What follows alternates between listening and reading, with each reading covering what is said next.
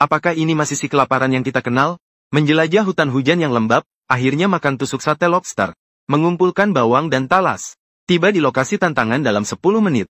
Tinggal di gubuk penjaga semangka dengan 1 kamar dan 1 kamar mandi. Yang tidak tahu mungkin mengira dia datang untuk belanja. Daerah pegunungan Kares di Guangxi. Medannya berbahaya, tapi jenis permen pedas melimpah. Merupakan mimpi buruk bagi banyak orang yang mencoba bertahan hidup. Episode kali ini, si kelaparan ahli menantang tempat ini. Memulai dengan naik rakit bambu menuju lokasi tujuan. Memandang tebing vertikal di kedua sisi. Terkagum akan keajaiban alam sekaligus merasa takut. 10 menit untuk mencapai lokasi tantangan. Kali ini tetap memakai aturan lama. Tidak membawa makanan atau alat bertahan hidup. Bahkan lupa membawa rambut. Dia bersumpah akan hidup lebih nyaman daripada orang buta setempat. Cuaca di sini benar-benar tidak bisa ditebak. Dengan kepala botaknya, dia tidak berani berhenti. Dengan kaki telanjang, dia berjalan di atas batu kapur yang tajam. Sensasi terbakar itu benar-benar terasa asam segar.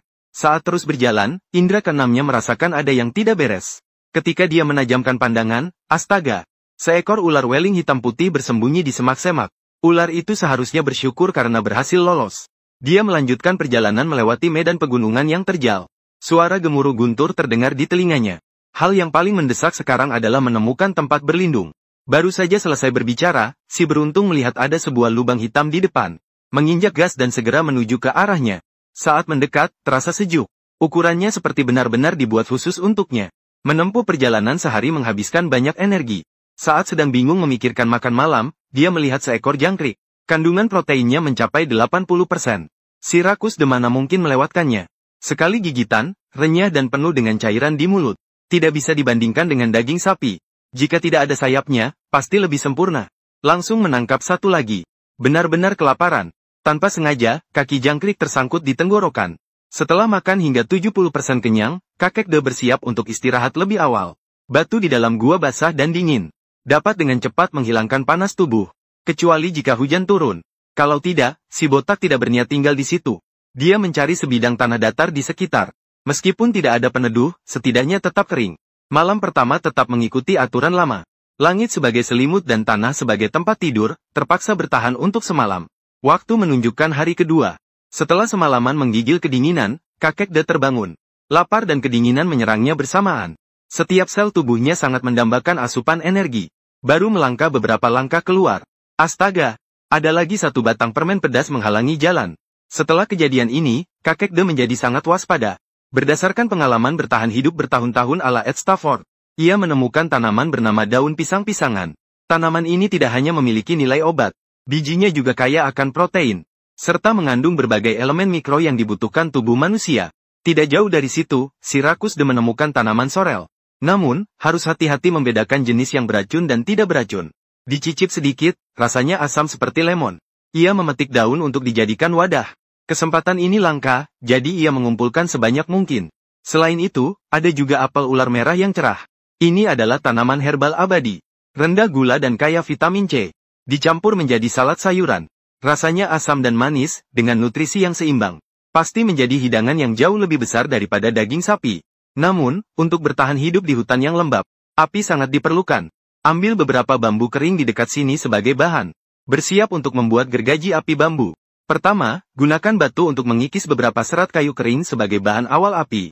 Tempatkan di dalam lubang yang telah dibuat di lekukan. Gosokkan dengan cepat menggunakan bambu lainnya. Panas terus terakumulasi hingga muncul percikan api. Sehingga menyalakan api besar yang berkobar. Bayangan ini terlihat indah. Namun, praktiknya sangat sulit. Seketika, 1 jam berlalu. Langit mulai terlihat suram. Beberapa batang bambu rusak, tetapi tidak ada percikan api yang terlihat. Kakek De sangat marah sampai mengumpat, Mazefek. Akal sehat mengingatkan dia untuk tenang terlebih dahulu. Energi di tempat ini membuat orang merasa tidak nyaman. Sudah waktunya untuk mempertimbangkan pindah ke tempat lain. Malam ini tetap seperti biasa. Tak disangka, nasib buruk selalu menimpa orang yang malang. Tengah malam, suara gemuruh dan kilat terdengar dari langit. Ini jelas bukan pertanda baik. Segera pindah ke gua pada saat itu juga. Hujan deras langsung turun setelahnya. Situasi ini hanya bisa digambarkan sebagai menyedihkan. Dengan pasrah, dia berbaring di atas batu dingin dan menghabiskan malam. Waktu berlalu hingga hari ketiga. Seluruh tubuhnya kedinginan sampai tidak bisa berkata-kata dengan jelas.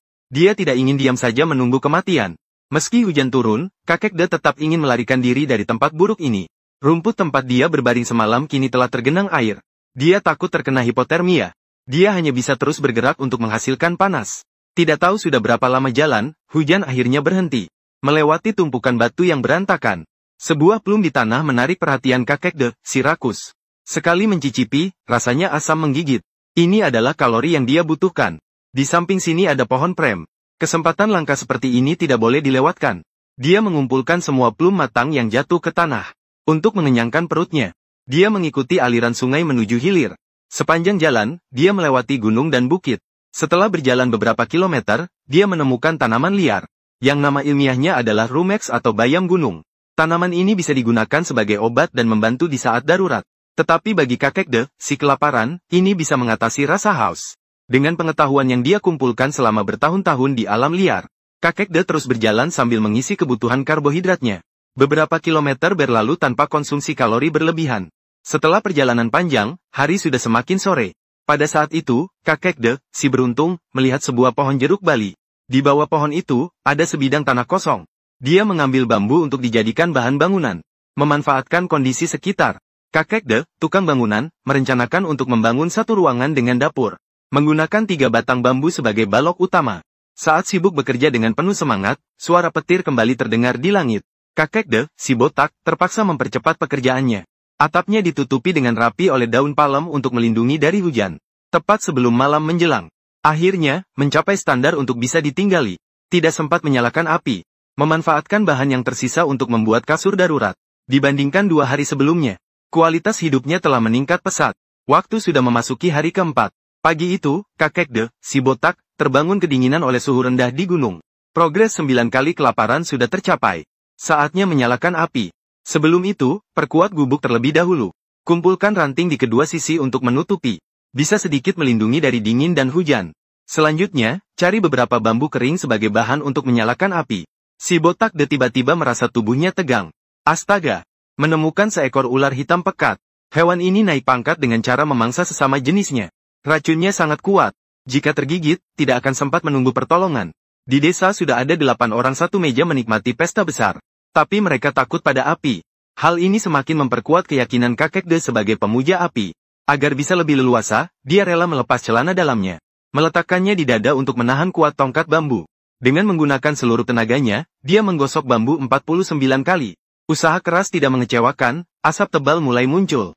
Kakek de pemuja api meniup tanda merek terdaftar. Api yang berkobar menyala. Kebahagiaan ini lebih menggembirakan daripada bertemu nenek de. Karena senang, kembali mengeluarkan GGG. Untuk mengganti kalori yang hilang.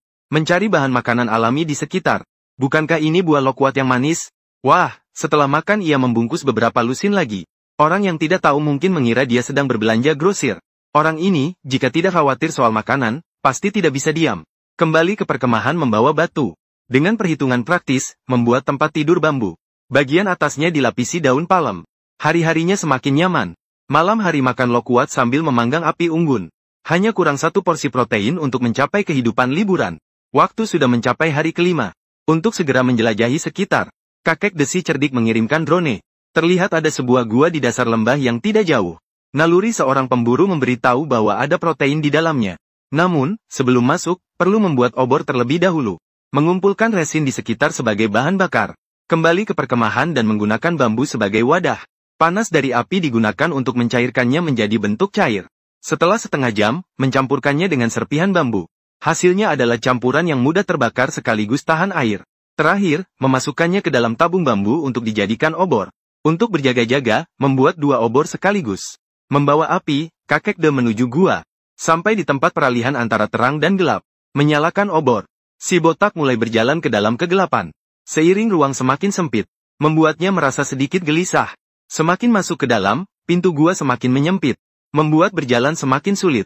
Sedikit menyesal telah mengambil risiko ini. Sebuah cahaya bersinar dari langit. Mendekat, terlihat sebuah lubang besar sedalam hampir 200 meter. Bentuk geografi yang unik membuat si botak terus-menerus kagum. Karena haus tak tertahankan, ia mendatangi sungai bawah tanah untuk menghilangkan rasa dahaga. Saat bangkit, ia menemukan ada bekicot di tanah. Bagi si rakus yang sedang dalam mode bertahan hidup, setiap bekicot adalah sumber protein. Dalam sekali jalan, ia mengumpulkan 32 ekor bekicot. Seiring api obornya perlahan padam, ia harus bergegas kembali. Namun apa yang ditakutkan benar-benar terjadi. Di tengah jalan, api tiba-tiba padam. Ketakutan menyelimuti seluruh tubuh di tengah kegelapan total. Si botak sudah bersiap menghadapi kemungkinan terburuk. Tapi tidak ada jalan buntu di bawah langit. Dengan mengikuti tali, ia berhasil kembali ke dunia terang. Namun, bahan makanan berkualitas tinggi tidak akan terasa enak tanpa bumbu. Mengandalkan pengalaman bertahun-tahun sebagai seorang vegetarian, kakek De, pemulung, menemukan sebatang bawang liar. Rasanya memiliki sensasi terbakar. Ini adalah masakan yang wajib dimiliki oleh setiap koki kerajaan. Tunggu sebentar. Daun ini kok mirip dengan talas. Saat menggali lebih dalam, ternyata sesuai dugaan. Setelah berburu selama berhari-hari, akhirnya makan sesuatu yang layak. Dengan senang hati kembali ke perkemahan. Mengambil sedikit air tawar dengan tabung bambu. Menaruh siput ke dalam tabung bambu. Tidak ada alat pemotong. Jadi menggunakan gigi tembaga untuk menggigit talas dan bawang liar menjadi potongan kecil. Memastikan setiap bahan sesuai standar impor. Kemudian memanaskan di atas api selama 49 menit. Lihatlah warna ini. Jika ditambahkan sedikit bihun, maka akan menjadi seporsi bihun siput liar. Hingga malam tiba, aroma menyebar di seluruh perkemahan. Kakek De, si rakus, sudah tidak tahan kelaparan. Satu gigitan talas masuk ke perut, penuh dengan karbohidrat. Jika ditambahkan sedikit garam, rasanya akan luar biasa. Setelah makan sayuran, gunakan batu untuk memecahkan keong. Dagingnya kenyal dan lezat. Kandungan proteinnya entah berapa kali lipat lebih tinggi dari daging sapi. Kakek De, si rakus, telah mencoba banyak keong selama berkeliling ke utara dan selatan. Bukan karena rasanya enak, tetapi karena mudah ditangkap. Dengan cara ini, kakek De bertahan hingga hari ke-9 dengan mengandalkan buah liar dan keong. Untuk menunjukkan kemampuan berburu miliknya, dia memutuskan untuk membuat hidangan liar yang layak. Namun, baru melangkah sedikit keluar, langit kembali mengguyur hujan deras. Dia tiba di sebuah dataran dangkal. Dia mulai memikirkan tangkapan dari air. Tangan kecilnya menangkap sesuatu. Menangkap seekor lobster jantan liar. Seperti yang diketahui banyak orang, jika ada satu, pasti ada yang kedua. Si botak menangkap seperti sedang mengambil stok. 2 kantong segera terisi penuh. Bahkan anak kecil kepiting raja di tepi pantai pun tidak dilewatkan. Dibawa kembali ke kemah lalu dihitung ulang. 10 ekor lobster dan 3 ekor kepiting. Tidak ada kecap asin, kecap hitam, maupun cabai. Ditusuk dengan tongkat. Dipanggang di atas api selama 18 menit. Situasi seperti ini hanya kurang 1 gelas bir dingin. Setelah matang, seperti biasa penggemar yang makan terlebih dahulu. Kulit keras dilepaskan, lalu dimakan dalam 1 gigitan. Dagingnya segar, lembut, dan enak. Memberikan rasa seperti makan hidangan laut mewah. Mengenyangkan perut dan tidur nyenyak semalaman. Waktu telah mencapai hari ke-10. Hari perpisahan telah tiba. Agar tidak mengganggu ekosistem sekitar. Sebelum pergi, kemah dikembalikan seperti semula. Kemudian membawa barang bawaan menuju titik pertemuan untuk evakuasi. Melintasi beberapa kilometer lalu naik kendaraan roda 4. Sampai di sini, kakek De berhasil menyelesaikan tantangan kali ini dengan lancar.